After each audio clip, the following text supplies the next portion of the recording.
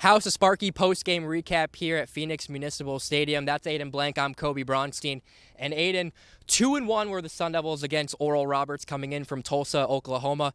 Friday's game, a heartbreaker, where they lost in a game that they were winning the entire way, and then it just all fell apart with 2 outs in that top of the 9th inning. They weren't able to come back. However, they flipped the script yesterday. They were comfortably winning the entire game, and they ended up winning 12-5. And then today, they were cruising really after the 5th inning. Yeah, this was a good weekend. Another team like Austin Peay, I guess like Ohio State, where Willie said they're a team that's going to come in here and hopefully we beat them, and then they go out and win a bunch of games. And Ohio State did win a top 25 game this weekend. So this is an Oral Roberts team that had been to the tournament 3 straight years, trying to go for a 4th. 2 years ago, they were in the World Series. Willie had said multiple times in the postgame, this is probably going to be a boost to our RPI. And that's exactly what you did this weekend. You boosted your RPI with a couple of wins. It's Friday, really not the finish you wanted. You were 3 outs away from winning the game.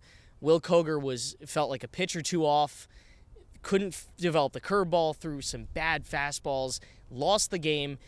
I wasn't feeling great about the state of this series when we left on Friday. However, things can change so quickly with this team and within college baseball, and that's exactly what happened on Saturday and Sunday, because after they lost that game on Friday, Willie even said something just clicked with this team, and they made a big emphasis of let's make sure that this doesn't dictate the weekend. And what do you know, they didn't trail once the rest of the way. They led, in fact, because they scored early runs in today and yesterday, they led pretty much all the innings after that game. So it was a very, very good turnaround. One of the best that I've seen from them in a series, where you lose the Friday game and get better throughout the weekend.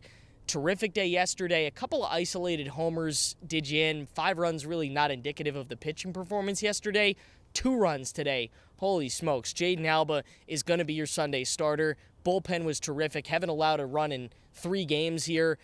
This was the exact perfect way to end this weekend, and now you're going to hit the road for the first time. Very well-balanced attack. Guys like Josiah Cromwick with multiple home runs in this series. New Contrada's just had 2 today, and he's a guy... And 1 yesterday. Yeah, he had 3 on the weekend, where he's been trying to work his way back into being the player that he was his freshman year. He only really played the first 2 series of last year, and the season got away from him due to an injury. He's back in a big way this weekend. I want to go back to Friday's game for a second, where they were just 1 out away from winning the game, and Oral Roberts came all the way back with a slew of hits in the end. You were on the call on ESPN+. What did you see from your vantage point that led to that late-inning collapse? It really, it kind of just slipped away, and it was almost entirely the 9th. Willie had spoken a lot about his frustrations with the situational hitting. I agreed with that, and it's something that'll be interesting to watch the rest of the way as they start to face teams that are not going to commit 5 errors out there. Because today, there wasn't really, the rest of the weekend, there wasn't a ton of opportunities for situational hitting. You hit well. There was some, and you hit well in those situations. But, I mean, today, 5 errors handed you the game. You weren't going to lose with 5 errors. They handed you a lot of these runs. So that's kind of what I saw as far as the reason that they didn't win on Friday, is that they weren't able to get those extra runs or 2 that, maybe they should have. And then Koger closing the game, I'm willing to chalk that up to just, it is what it is. It was a bad outing. That's okay. I think he'll be the first to tell you. He didn't have to come back the rest of the weekend. He threw 30 pitches or more on Friday. He didn't have to come back today. That was pretty big.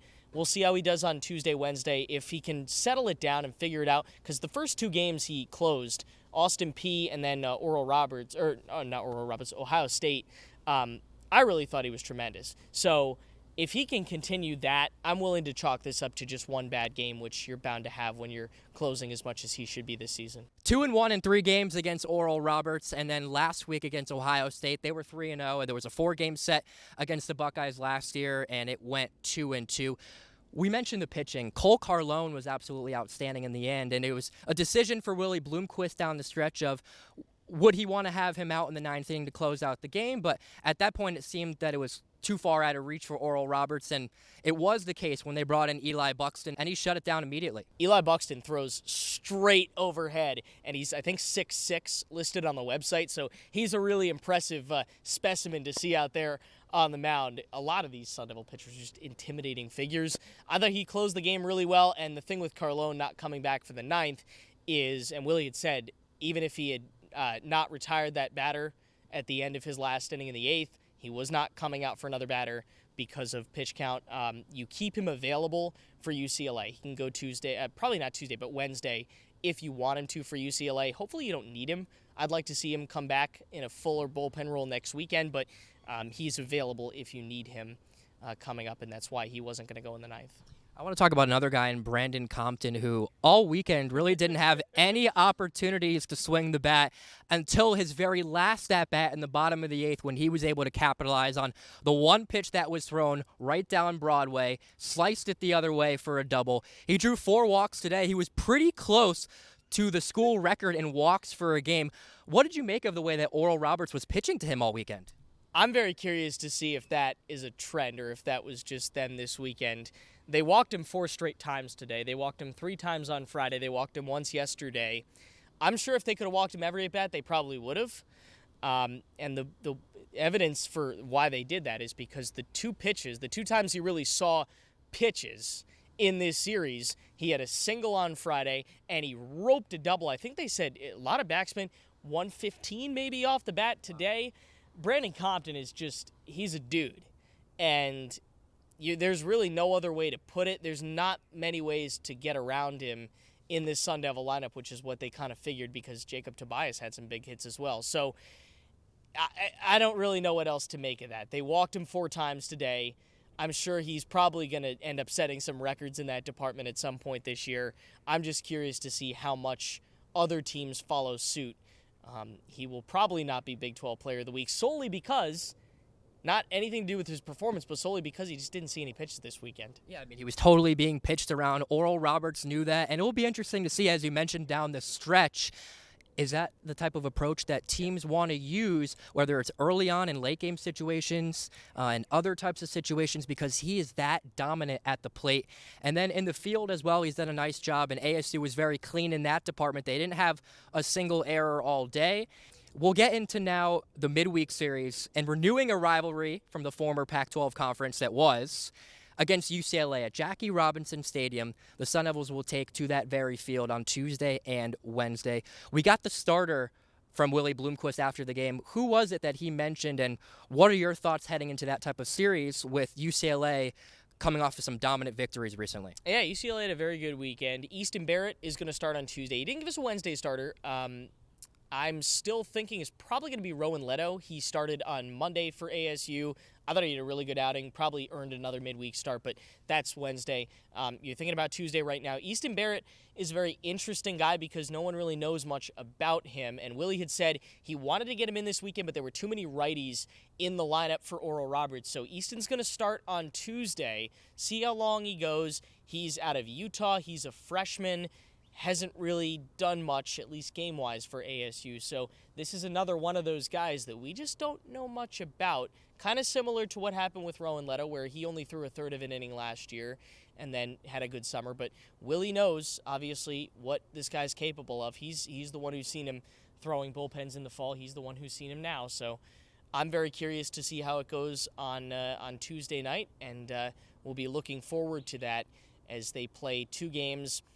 We don't want to discount Minnesota. They're going to be in here next weekend. But I had said to you just off camera that this is one of those rare weekends where the midweeks are almost more challenging than the weekends. It's always going to be challenging. It's 3 games. It's against a Big Ten opponent. But on paper, UCLA is the better of those 2 teams. So I'm curious to see how things go, how he treats those 2 midweek games. If they are treated more as, like, if we see the big arms that start to come in, if we start to see the guys that we're used to seeing on the weekends, maybe a couple of them get in, just to make sure that you take care of business in the midweeks. And it was nice that Willie had commented about USC and UCLA. He's a Pac-12 guy.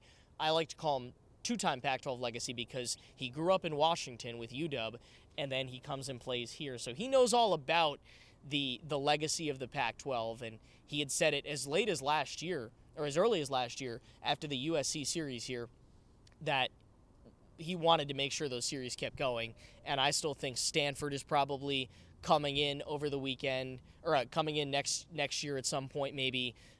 You may be able to see some of the other schools. Obviously, Arizona's still here, but it's a nice way for him to keep his glory days, going with making sure that those Pac-12 schools keep those rivalries going. Yeah, and it's not like these rivalries have really fizzled out yet, because this is just the first year in the Big 12 for schools like the University. Meet up in a regional. Absolutely. Absolutely. You never know down the stretch. But to be able to renew these rivalries on the road at a historic stadium, it's going to be a big series for Arizona State, and what has been a great start to the season.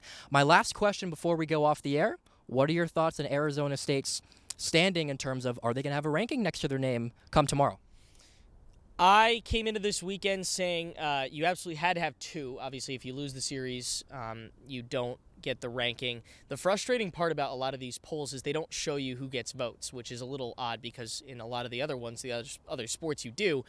I have a feeling ASU is probably either 26th, 27th, or 28th in the nation in terms of receiving votes. I think they're probably one of the top 3 teams that didn't get in the poll that's receiving votes. It's hard to see after the loss on Friday that they would get back in. You did as much as you could the last 2 days. After Friday, you did as much as you could Saturday, Sunday to prove that you deserve the ranking. I think they're probably a top 25 team. If I got a vote, they probably have it. It obviously also depends on how many teams in the top 25 drop out. I know Maryland lost a series this weekend. I know that a couple other teams dropped games. Ohio State beat NC State. They were ranked 2 and 3, or 1 and 2 in the country. Both dropped games the last couple of days. So things should change. It's always in flux. You could see a number next to their name. Don't be surprised if you do. But if I'm a betting man, I probably would say it's more likely that they will have to wait another week. Now, if they can get 1 or 2 in the midweek, take 2 or 3 the next week. If they start this season 10-2 or 11-1, that's a different discussion. Then I think you're absolutely going to see a number next to their name. But I think probably has to wait at this point, if you're a Sun Devil fan, till after the Minnesota series heading into Gonzaga. I mean, the what-ifs, entertaining those thoughts. It's early in the season. And I know that Willie really doesn't care very much about that. The rankings at this point, the only ranking that matters if you're a Sun Devil fan is whether they're in the field of 64. And after this weekend, double thumbs up. Not only are they in the field of 64, probably getting close to the 2 seed line. I know D1 Baseball started them as a 3. That's the ranking you care about. Whether you finish in the top 25 or not really doesn't matter. It only matters for your vanity. So as long as you stay in the projections, you're good, and that most certainly will hold true as they come into Monday. Excellent homestand for Arizona State, and Willie Bloomquist said in his post-game presser today that he's not satisfied, but he's happy. He'll never be satisfied. No. He'll be satisfied when they win the College World Series. Yes, absolutely. This guy is a Sun Devil for life. Grew up in Washington, as you mentioned, and a proponent of what was the Pac-12 and the Conference of Champions and what now is the Big 12 that Arizona State is in. For Aiden Blank, I'm Kobe Bronstein. That's your House of Sparky recap. Arizona State heads on the road for the first time this season. Tuesday and Wednesday, they take hold at Jackie Robinson Stadium to play against UCLA, and we'll have more information with you in just a week's time. We'll see what Arizona State can do on the road, and then when they come back to face a Big Ten team in Minnesota.